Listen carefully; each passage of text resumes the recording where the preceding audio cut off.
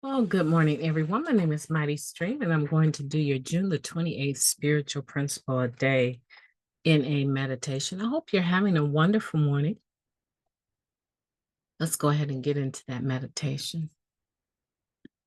Okay, the title of today's meditation, Unconditional Love Brings Healing. Oh, that sounds so warm and oh, it sounds really good. Let's enjoy it together.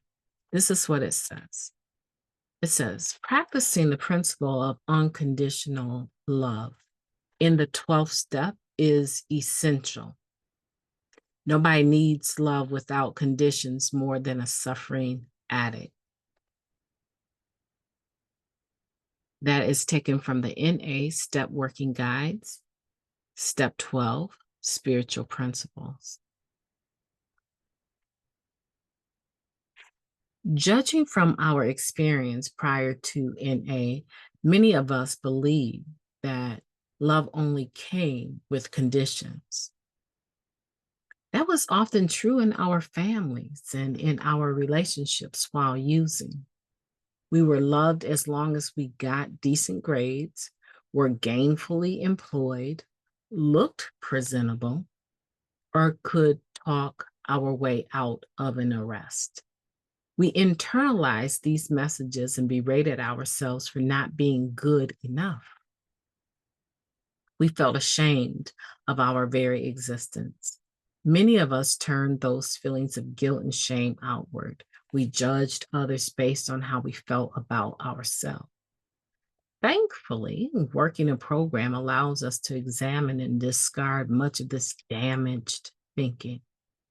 Members' willingness to love and support us without conditions makes that work possible. Their unconditional love helps us to climb out of that pit of despair and self-loathing. When we begin to work the 12th step, we get to pay that favor forward by giving unconditional love to other suffering addicts. Our self-esteem grows as we do esteemable acts. As one member shared, after taking a meeting into the local jail every month for a year, I began to believe that maybe I was a good person, worthy of love too. Learning to practice unconditional love is a process. The love of other members sustain us along the way.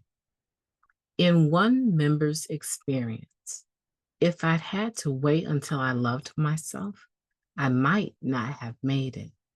A firm hug outside a meeting, sharing our story at an H&I meeting, giving newcomers rides, even a friendly smile of recognition.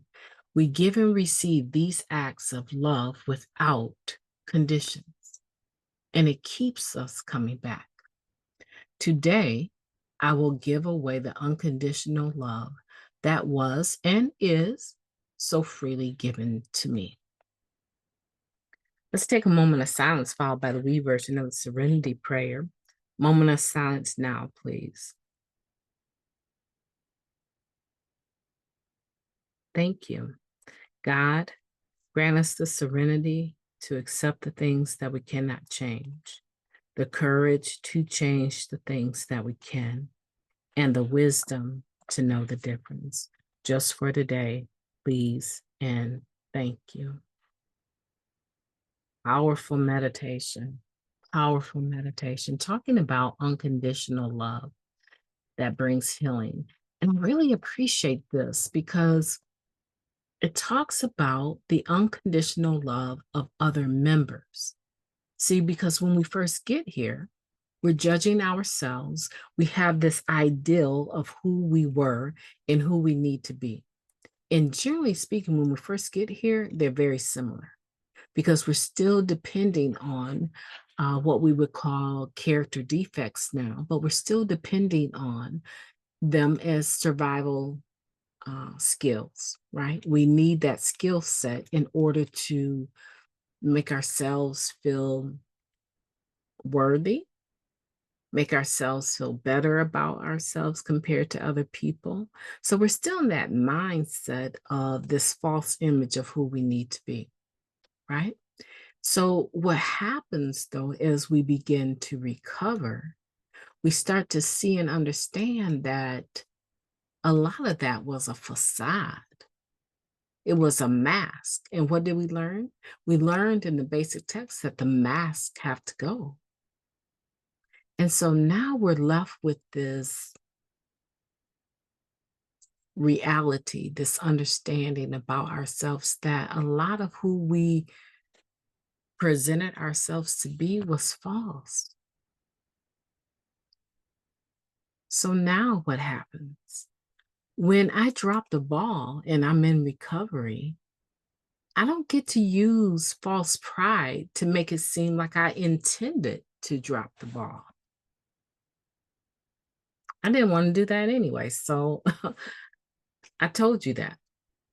Yeah, you might have told the person that you really didn't want to do it, but you agreed to do it. And so now in recovery, I don't get to act like, you know, it's okay that I dropped the ball, that I didn't do what I said I would do, and become haughty and prideful about the fact that you have the audacity to check me about it.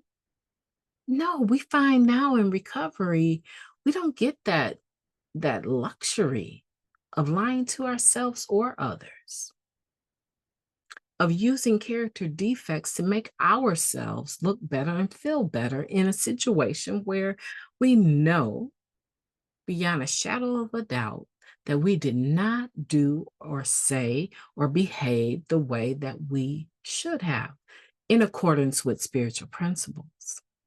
And so today, we feel the weight of that pain.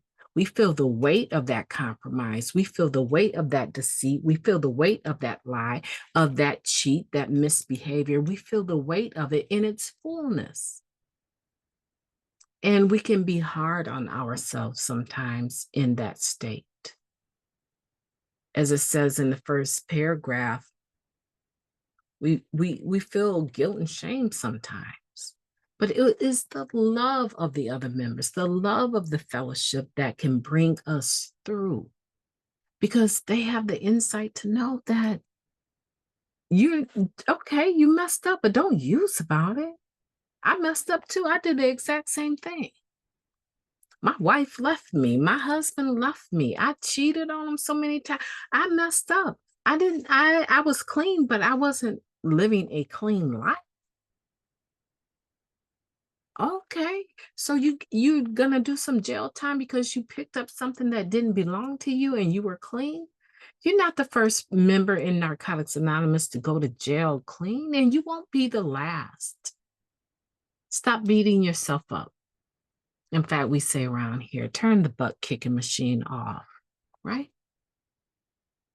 Okay. You got out of a very bad relationship with a narcissist, a jerk, but your heartstrings pulled you back in. Okay. You won't be the first person that had to repeat something like that. And maybe it'll work out this time, maybe it won't. But we're not going to use drugs over it.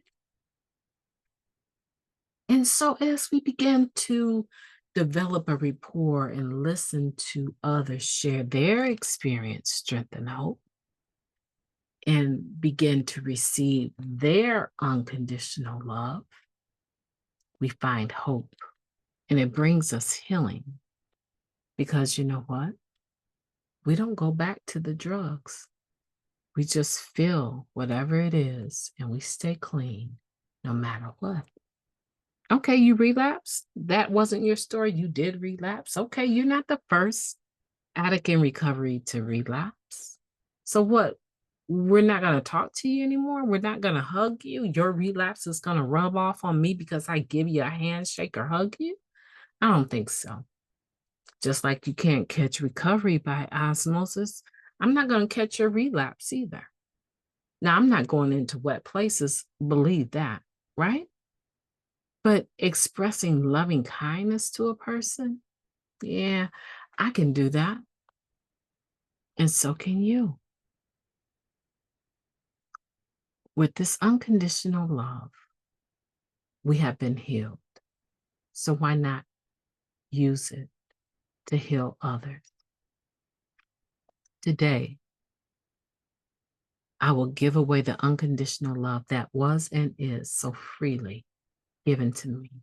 Such a beautiful meditation. I just want to thank every group, every individual, every member that participated in the draft of this spiritual principle a day in a meditation. And as a result of their honest input and their votes in their group meetings,